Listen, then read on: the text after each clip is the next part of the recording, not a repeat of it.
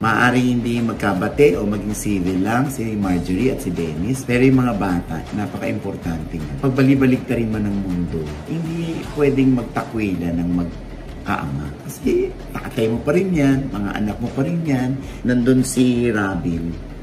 Ay, ang bango ng bata. Yung pala yung pabango niya.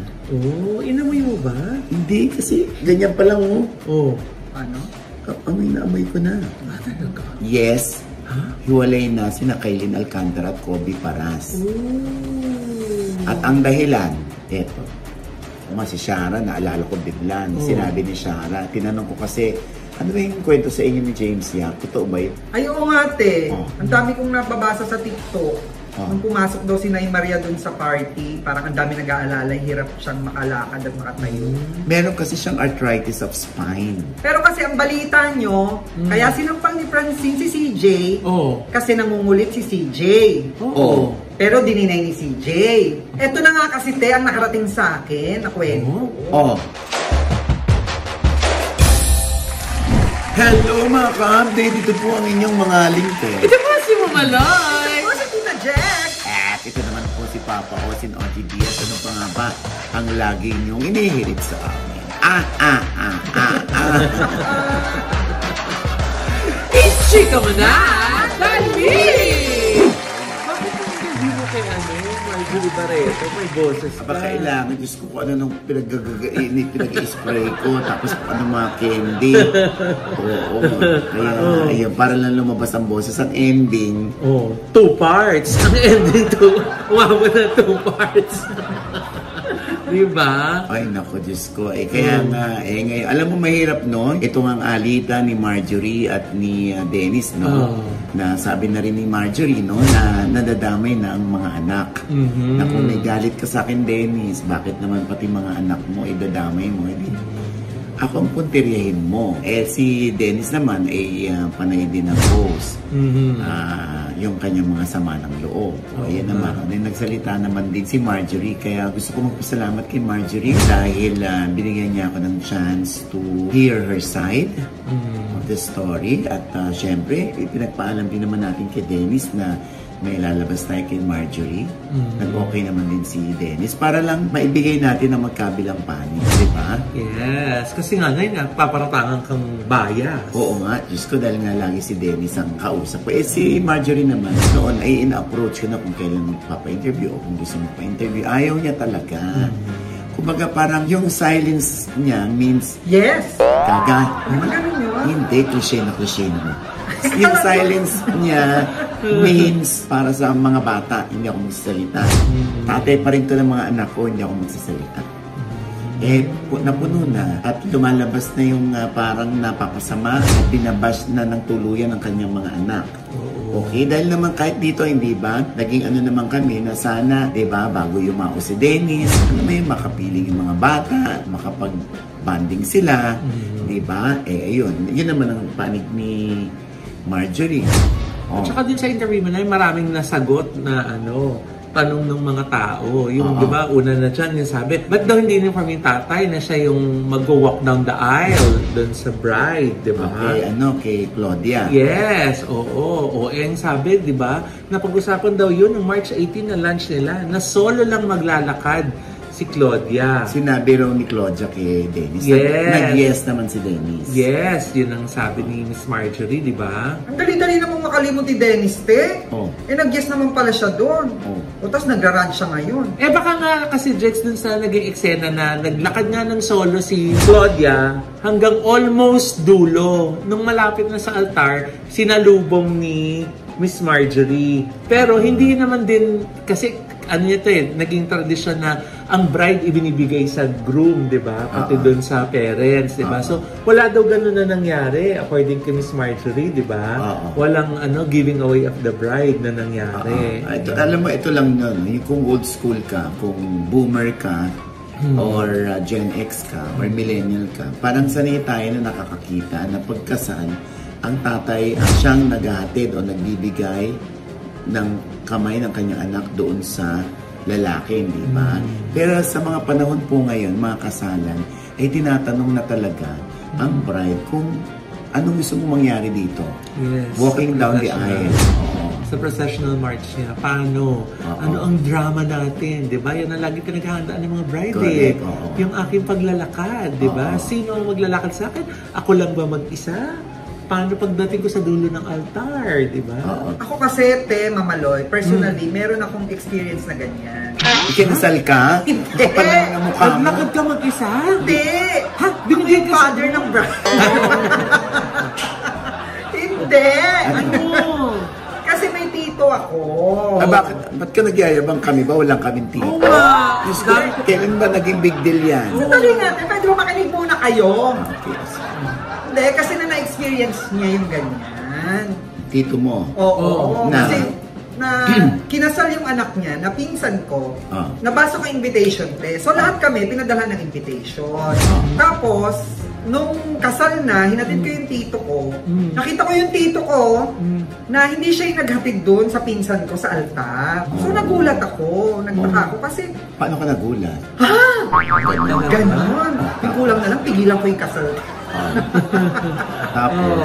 Hindi, tulad nga ng sinabi mo, kung makaluma ka, expect mo, yung tatay mismo maghahatid. Bakit hindi mo na yung tito mo? Bakit? At sino ba naghatid sa pinsan mo? Yung tito niya, kapatid ng nanay niya. Kapatid ng nanay. Bakit yun? Siyempre, hindi ko muna tinanong, kasi araw nila yun, kasal nila yun. So, kinabukasan ko na tinanong. So, ang sagot niya, kasi eto po yung naging tatay ko. Yun daw, yung nagpalaki sa kanila. Kasi, matagal nang hiwalay yung tito ko at saka yung nanay niya. Kaya yun daw yung nagpalaki sa kanila. Yun daw yung nagpaaral. So, kung yun ang nagpalaki sa kanya, sino naman yung nagpaliit? Kaya... Wala ka ng boses na ipasok mo pa yun. Kaya somehow, naiintindihan ko rin yung side nila Marjorie. Kasi parang, kung ipapaliwanag lang din ng maayos, diba? Parang, naiintindihan ko. Gaya nga ng punto de vista ko nung nakaraan nating episode, diba? Yung bride, may discretion siya. Kasi araw niya yun eh. Siya yung ihahatid eh. So, siya yung pag-decide kung sino yung gusto niya maghatid sa kanya. Correct. Alam mo, ang punto lang dito siguro, no? Sana nga, hindi nagpadalos-dalos si Dennis sa kanyang pagpo-post na sabi ni Marjorie kasi, imagine mo, during the wedding ceremony, magra-rant ka na, tapos hindi mo pa tinatanong mo, nandun sa kasal, tatawagan mo si Leon, tatawagan mo si Julia, bakit gano'n nangyari? Tapos alas 6 ng umaga, kinabukasan, tatawagan mo si Claudia para tanong, ba't gano'n ang nangyari?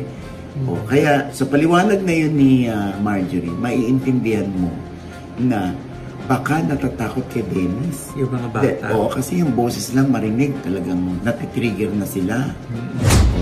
So siguro, hindi rin naman tayo iba kay Dennis. Mas maganda na next time, kung yun ang feeling ni Dennis na baka masyado ako naging padalos-dalos, next time, baka pwedeng, alam mo na yun, tahimik muna, wag mo na magpo-post. Kalma mo. Yan ka na naman, Bakit? Baka sabihin na naman nila, pag nagpo-post si Dennis, pick up ka ng pick up, para ibalita mo dito.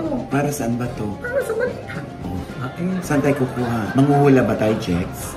Siyempre may pinagkukuhaan tayo ng mga balita. Yes. Kasi yung iba, tamad na magbasa, di tayo nagde-deliver sa kanila, di ba? Hindi naman para maging source tayo ng away ng magkabilang panig, di ba? Nilalabas lang natin dito, kinukuha natin yung panig nila. Wala namang masama doon, di ba? Ngayon, sinasabi ko kay Dennis, ngayon, na baka sakaling bawiin na niya yung sinabi niya, na hindi niya na ako makikita, pwede sa buron ko, makita niyo ako kasi hindi ko na kayo mapipigilan. Siyempre, out of frustration lang yon. Siyempre, yung parang yung gusto niya, hindi nasunod or hindi nangyari. Pwedeng kalma muna, di ba? Para naman yung mga bata, kumalma rin. Sabi nga ng mga bata, di ba, nung March 18, nag-lunch out sila, di ba? Parang ang laki na ng pinagbago ni Dennis. Nag-improve na. So, yung expectation ng mga bata, wow! Bongga tong baby steps tungo sa improvement daw o tungo sa pagbabago ni Dennis. Kasi nga, nakita nila yung tatay nila masaya. Diba? Parang siguro kay Marjorie ay hindi nakakatulong na nagpo-post ka pa sa Sockmed. Kasi lalong binabash yung mga anak mo. Lalo silang ginajudge ng mga tao. So, yun yung kay Marjorie. Kaya kay Dennis, baka pwedeng, di ba? kalma lang sa pagpo-post muna. Diba? At saka dahil dun sa interview mo parang nasagot din yung sinabi ni Sir Dennis na walang pumansin sa kanya bago magsimula yung kasal. Kasi may pictures kang nilabas doon na may pumapansin sa kanya. Yung si Leon, yung mga pinsan, yung mga kamag-anak ni Miss Marjorie, tsaka si Richard Gomez. Diba? So, meron naman pala pumansin sa kanya. At saka yung may picture din doon, diba? Na hindi lang pala si Sir Dennis na nagpa-picture with the bride and the groom. Meron picture si Sir Dennis kasama yung mga anak niya. Merong picture si Sir Dennis kasama yung bride and groom, tsaka yung nanay niya, tsaka yung kapatid niya. And may picture din doon na nag-hug si Miss Marjorie tsaka yung nanay niya. Si Mami Lina. Oo. At ang sabi pa nga ni Mami Lina raw sa kanya ay, na-miss na kita, ang ganda-ganda mo pa rin. So, inasikaso naman pala ni Marjorie. Pero makikita mo dyan sa picture kung parang naka-smith si Sir Dennis dyan. Huwag mo na intrigahin, no? Parang naka-smith lang. Picture Hindi, baka nagkataon lang nung nakunan ganung moment. Grabe yung camera, yung pa yung nakuha. Kasi sinong photographer? Yung talaga yung kinuha Ay nako. Basta sana sa ending ay hindi pa rin tayo magsulian ng kandila bilang mag-aama. Maaaring hindi magkabate o maging civil lang si Marjorie at si Dennis. Pero yung mga bata, napaka-importante nga. Pagbalik-balik na rin man ng mundo, hindi pwedeng magtakwila ng mag-aama. Kasi tatay mo pa rin yan, mga anak mo pa rin yan. At the end of the day, siyempre, ang wish pa rin natin bilang lalo na ako, bilang ama ko, yung sa ikabubuti ng aking mga anak. Whether they like me or not, ganun lang yun. Magbabalik mo na ras. Teka lang, OGDS showbiz update to. Anyway, ano ba ang balita na ito? Nakakaloka ito. Ito nag-aaway si Marjorie, di ba? Tsaka si Dennis. Ito noon, balitang split na. Kumalat na. Split na raw. Sina Kobe Paras at Kylene Alcantara. Dahil nga daw wala na yung mga pictures sa kanilang mga Instagram accounts. Pero chinek ko kanina yung Instagrams nila, they still follow each other. Tapos meron naman po nung reels, dalawang reels specifically nakita ko. Kaso mukhang baka may kontrata kasi parang promotional reel. Parang as brand influencer sila. Baka parang ganun kasi. Tanggalin. Kasi syempre merong kasi yan sa kontrata ng mga as brand influencer. No deletion. No taking down of photos or post. Kaya hindi siguro nila ma-delete yun. Siguro ibang pictures, no? Dinelete nila. So, ibig sabihin, pag dinelete nila, hindi sila nagkatapusan ng friends pa rin. Pero nagpa-follow pa sila sa isa't isa, so hindi kayo magkagalit lang yun o tampuhan? Yan ang ating alamin. Ayun na nga. Kaya nga yung mga tao dumudulog sa patron ng hiwalayan. Hindi naman sa akin nagsimula. Tinatanong nila, ano raw ba? Hiwalay na daw ba o hindi? Tsaka kung hiwalay na, bakit? Ayun, may nagsabi lang naman sa akin na yes, hiwalay na sina Kylene Alcantara at Kobe Paras. At ang dahilan, eto. Ay, wala. Hinihintay ko din Sabi ko, ba't nilang ba sa TV namin? Ano yung dahilan? Ewan ko kung totoo ito. Sana hindi totoo. Na may third party. Third party? Kaninong side? Sabi lang sa akin sana hindi totoo. Kay Kobe Paras. Artista ba yan, te? Babae. Puti naman, te. Gusto akala ko bakul na. Parang may tinge ng na baka ako yun Umamin na ba si Jex? Ay, nako. Alam mo, if you look at the brighter side, at least, di ba, pangit naman maghiwalay kayo nung kasal na kayo.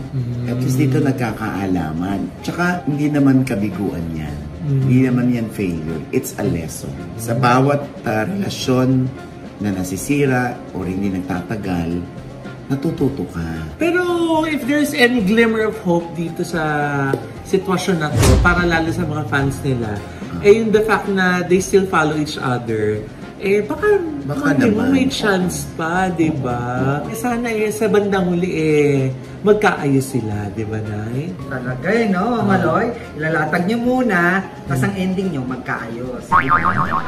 Gusto mo magkagulo? Lagi kasing gano'n. So, ayaw mo magkaayos. Gusto mo magkagulo. Hindi naman. Lagi ganyan ang mga ano. Oy, lagi kami ganito. Kami lang naglalatag dito. Ikaw nga, wala ka nga ambag. Oo nga. Ambag mo lang dito yung, ayan, may tahi. Sandali. Oy, sandali. Anong walang ambag? Meron akong ambag. Eto na. Nung nakaraan, di ba, binalita nyo rito na sinampal ni Francine Diaz si CJ Nabato sa ABS-CBN Ball. Pero dininay ni CJ Nabato. Ano naman ngayon, inabalita na namin yan. Asan ang ambag mo? Oo nga, nabalita nyo na. Pero kasi ang balita nyo, kaya sinampal ni Francine si CJ kasi nangungulit si CJ. Pero dininay ni CJ. Tapos inuulit mo lang Eto na nga kasi ang nakarating sa akin na kwento. Eto nga si CJ nakainom daw. Tapos, nilapitan daw si Francine, medyo malakas ang loob ditong si CJ. At tinanong ni CJ si Francine, bakit ganyan ang buhok mo? Ito totoo ba? Baka-joke. Yun nga yung kwento sa akin. Naniwala ka naman? Oo nga. Kwento lang sa akin Pero na lang kung aaminin nila. Tingnan natin kasi saka lang tayo maniwala. Pag inamin nila, hintayin natin, baka naman mali rin yung impormasyong nakarating sa'yo. O baka gino-joke lang. Dahil nga maraming pumapansin sa buhok ni Francine na nagmukha raw itong matanda. Kung confident naman yung bata dun sa kanyang buhok, sila naman tayo.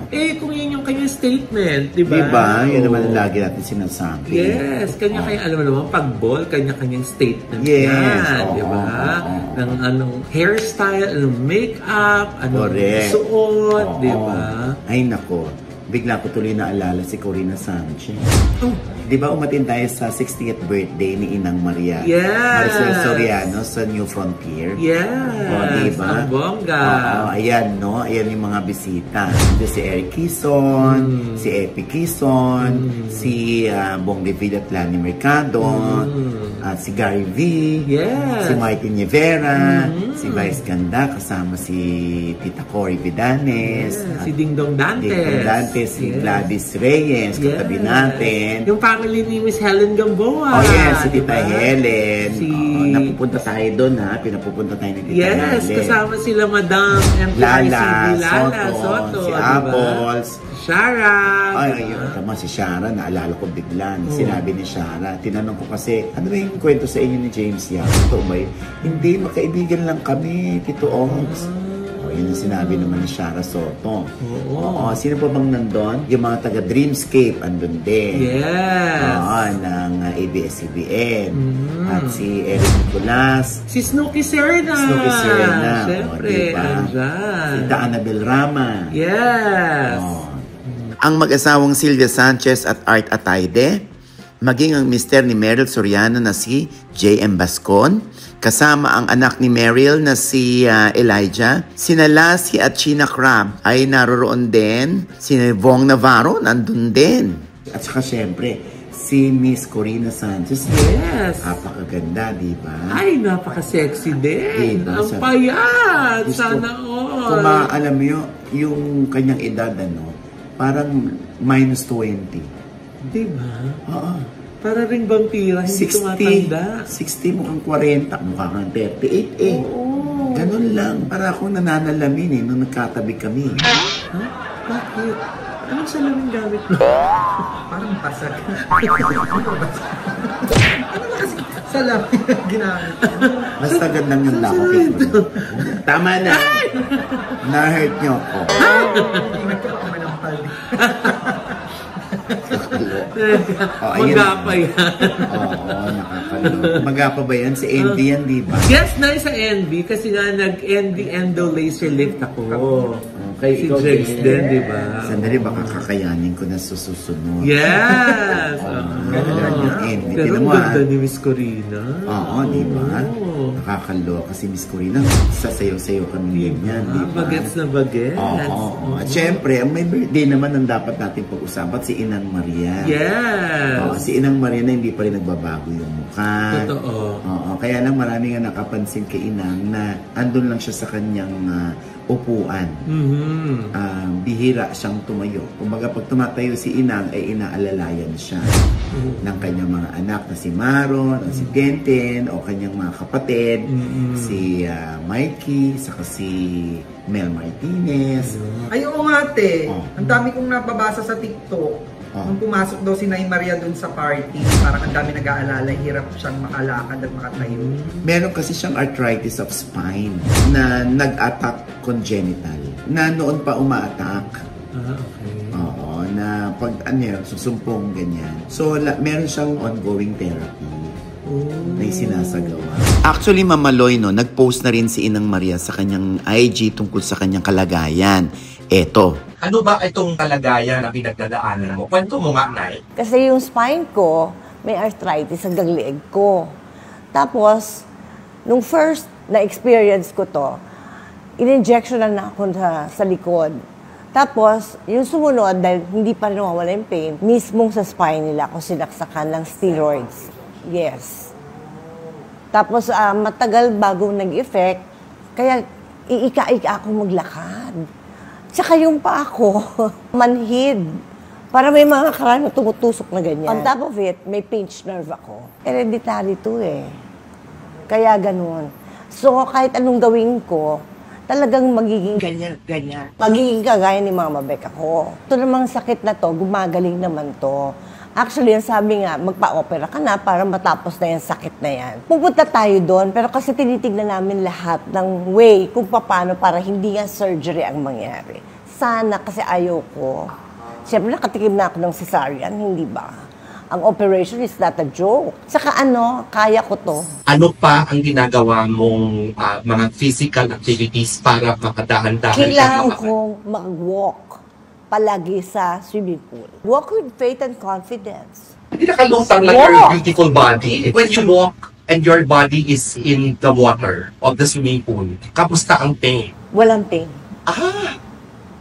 Ang kabuuan ng kanyang paliwanag, nasa Maricel Soriano official YouTube channel na. Get well soon, Inang Maria. Siyempre, di ba, sa tagal niya sa pag-artista, nag-i-stunts pa yan nung araw, pag mga action scenes. Saka yung sayaw niya, di ba? Doon siya iconic sa mga Maricel dance moves. Yes, diba? Siyempre, kumbaga, dinuhos mo doon. Kaya, siguro yun ang yun din ang cause nun. Yung nag-artista siya nung araw pa. Ganun, siyempre, tayo naman lahat, hindi naman tayo na bumabata. Alam mo namang buhay ngayon, patagalan. Hindi payamanan, patagalan. Anyway, marami naman nagmamahal kay Inang. Lahat naman lumalapit sa kanya bilang naiintindihan yung kanyang kalagayan. Yes. Kaya happy birthday, Inang Maria. Happy birthday. Kung gusto mo lang, yung namamausap ko. Inang Maria. Kasi, ayun. Happy birthday po! I love you, alam mo yan. Yes. Throwback yung nung nandun tayo. Nakikita mo sa big screen yung lahat ng mga eksena niya sa pelikula. Oo nga, diba? Yung pictures niya ng bata. Diba? Diyos ko, ang galing, no? Kinolage ko lang siya. Siyempre, yan ay sa tulong ng kanyang manager na si Bieber Arboleda at si Tita Viana Forres. Yes. Love na love kayo si Tita Viana. We love you. At syempre doon naman sa side ng ABS-CBN people, syempre. Yes. Meron tayo dyan, Andiyan yung mga directors ng Lavender Fields. Yes. Si Direk Jojo Sagin, si Direk Eric Salud, si Rondel Lindaya, at si Kylie Balagtas. Andiyan din si JRB na fan na pang Yes! Hi, JRB! Nadali pa tayo, diba? Yes. Alam mo na, JRB, Julian Benitez. Yes. Ayan, At syempre, umatin din pala ako. Saan? Launch ng Viva Beauty. Oo, gumagawa na rin pala ng mga skincare channels ang Viva. Hindi lang pelikula, hindi lang Viva Max. Pumunta na sila sa mga skincare. Ayun nga, si Robin Angeles, ang kanilang buena mano, bilang siya yung endorser niyan, Siyempre, may pabango rin ng Viva. Ang Bin, na parang hango ito sa pangalang Robin. Kasi si Robin Angeles yan. Siya ngayon ang tinitilian, ha? Oo? Oo, tinitilian yan. Bakit? Sikat pala yan si Robin. Ay, nandun kasi siya sa Mutya ng Section E. Oo, na palabas sa Viva One. Yes. Oo. Kasama niya doon ay si Andres Mulak tsaka si Ashtin Olviga. Oo. May pabango na pala ngayon yung Viva, no? Oo, ang beam. Baka yan na lang ipapasuot. Saan? Papasuot saan? Sa mga artista ng Viva Max. Uy, grabe ka naman. At least may suot. Parang Pwede naman may pabango na may damit, ha? Oo, may suot kang pabango kahit nakadamit ka. Pero di ba na-meet natin si Robin sa BGC? Oo! Yung invitation ni Glenn Recto ng Premier League. Yes. Inimbita tayo doon. Tapos, nandun si Robin. Ay, ang bango ng bata. Yung pala yung pabango niya. Inamoy mo ba? Hindi, kasi ganyan pa lang, Ano? Amoy na amoy ko na. Talaga? Ano yung sinasabi mo na? Lumalapit kang gano'n? Kasi may music. Paano? Paano pagkasabi mo? Ano sinasabi mo na? Hindi, pero mabait na bata. Kaya ako, in-invite na ako. Sabi ko, pupunta ako sa Preston mo kasi in-invite ako. Mabait pa. Di ba yung mga ganyan, kinatatama ako. Pag mabait yung bata sa akin, joke. Pumunta ako doon. In fairness, ang dami niyang fan. Sabi ko, one of these days, iwa-one-on-one ko to sa OGBS Inspires. Kasi mabait. Hindi, sikat din. Maraming fans, no? Ang dami mong mabait, hindi ko may ini-interview. Ano pa? Basta good luck, ha? At nakakatuwa ang kanyang mga kwento.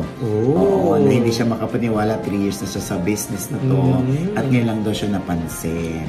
Ang manager niya ay si Direk Jason Paul Laksaman. Si Direk Jason. Yan, ha? Alam mo ba, Mamaloy, kung sinong idol ni Robin Angeles na sobrang hinahangaan niya talaga sa acting? Eto. Dito po sa Pinas talaga si Elijah Canlas and siguro gusto kong maka-work po si Joshua Garcia talaga. Na-meet mo na sila?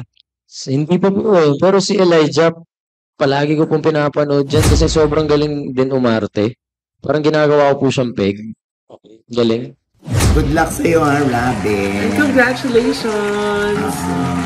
And with that, mga kaibigan, ito po ang inyong mga link. Ito po si Mamaloy, mga nanonood po sa amin na hindi pa namin subscriber, please subscribe now na. Click yung namin subscribe button na nandyan sa ibaba. At kung naibigay pa yung aming episode net, meron kayong komento sa lahat namin chika. Comment below, click like button, at huwag kalimutang i-click ang notification bell. Dahil pag kilik niya, kayong unang-una man-notify na meron kaming latest update. At syempre pa, ang kanya-kanya naming channel. Yes, sana manood at mag-subscribe po kayo sa channel ko. That's Mamaloy. M-A-M-A-L-O-I. Naku na, nakapost ngayon dyan. Kung paano pinaiyak ni Yen Constantino si Kim Rodriguez. Oh my God. Ay, bakit? Alamin niyo po. Nandiyan po yan sa channel ni Mamaloy. And thank you, Dr. JC Solis of Gorgeous Smile Dental Clinic para sa aming gorgeous ang ngiti. Kay Doc Jessica D ng Ideal Vision. Ayan, for our eyewear. Thank you so much, Doc Jessica D, for checking on me. Yes. At syempre kay Dr. Tina Visceral. Yes. Dahil pinapupunta niya ako dahil nga I-check up yung throat. I-check up niya yung throat ko. Yes. And speaking of Ideal Vision, nag-message kanina si Dr. Jessica D na tinatapos na yung mga salamin na pinagawa ng mga kasuso warriors natin, yung mga cancer patients natin. Thank you so much. Kasuso warriors natin. Yes. And thank you din po sa Nail Cocktails and Anytime Fitness Hema D Square Branch. Thank you. Yes, Jegs. At sa Tita Jegs channel, may bago akong vlog dyan. Panoorin nyo. At pasalamatan ko lang, ang Iconic Star, ang Deluxe Pa Massage and Wellness, at ang The Hungry Paws PH. Thank you po. At syempre po, maraming salamat sa MA Gadget Store dyan sa Green Hills. Yes! Alam mo na, for the big discounts. True. At sila lagi ang pinipilahan dyan. At one of these days ay si Mamaloy at si Jex naman ang bibisita sa'yo, Madam Cadena Queen. Alam mo na, yung mga mura yung mga gadgets dyan. Yes. At syempre, syempre pa, ang aking panayam pa rin kay Marjorie Barreto, kay Dennis Padilla, back to back po. At wala ko akong planong pag-awayin sila. Gusto ko lang ibigay ang magkabilang panig. Sana naintindihan niyo yun. At syempre na, naku, magpasalamat tayo kay Miss Julia Montes. Ay, Julia, sa Take Out, di ba? Ang Take Out Food Store. Naku po, ang sarap ng mga dimsum nila. Napakasarap talaga. Pati yung mga anak ni Nay OG talagang pinag-aagawan yung siopaw, yung siomay. At tinikman ko na yung mga hakaw, yung bean curd, at saka yung mga kikiam. Kahit wala pa yung sauce, ang sarap na. Diba? At yung kanyang chili sauce, may konting tamis. Ay, ang sarap. Congratulations, Miss Julia. Yan yung bago niyang negosyo ngayon na literal na take out. Yes! Take Out po yung pangalan. Visit nyo lang po yung kanilang website sa www.takeoutfood.ph para po mag-order o kaya po i-visit yung Instagram account nila tsaka yung kanilang FB account kasi sabi ni Miss Julia, minsan siya mismo yung tumatanggap ng order. Nakikita niya. Siya yung nagre-reply, di ba? Congratulations and more power! Take Out! Ayan, siyempre pa, si Sam Bersosa itinaas ang kanyang kamay ni Senator Raffy Tulfo. Wow! Bilang mayor ng Maynila. So, naniniwala si Senator Raffy na malaki ang magagawa ng isang Sam Bersosa para paangatin, buhayin muli, at pabanguhin ang Maynila. Gaya nga ng sabi niya, bago naman. Try naman natin. Try natin ang bago. Pag hindi nagtrabaho, sa susunod, huwag yun ang pagkatiwalaan ulit. Hindi pa. Ang importante, hindi ibebenta ang Maynila. Yan, At syempre pa, ito pa rin po yung lingkod, Papa Os, as in... ano? Papa Os? Papa O, as in... Ang bilis kasi. Papa Os dinig ko eh. Baka naman nasa kaliwa lang, pero yung padinig mo, Papa Os? Papa O, as in OGDS. Lagi nagsasabi, nagpapaalala sa inyo sa tuwing gigising po tayo itong umaga. Huwag na huwag po tayong makakalimot na magpasalamat sa Panginoon dahil tayo kanyang ginising. Ibig sabihin, may mission pa rin po tayo sa buhay. Sabay sabing, every gising is a blessing! Ang pangabang lagi nangihirit sa amin. Ikaw na! Dali! Patagyapo po everyday! Artista na si Boy. Thank you po, Direk Coco. I love you. Tingnan nyo yung mga pagbabago ng mukha ni Mama Loy, Ngayon naman, pinatira niya sa NB yan. Ang NB, Endo Laser Lift. Tapos nagpapalaki na rin siya ng boobs. Wala! Dr. Rhea, Ganyan lang yan, Dr. Rhea, di ba? Kita niyo naman, Tapos nawala agad yung nagpapalit double din siya ng puwet. Hindi na! Nagtatahi ba doon? Ikaw pa ba? Ito yung kailangan eh. Ito yung kailangan eh, no? Yan siya yung re-recommend ako eh. Grabe si Jakes, pag nawala ng pera, nagbebenta ng kidney. Wala nag-message sa akin. Meron ka pa ba dyan?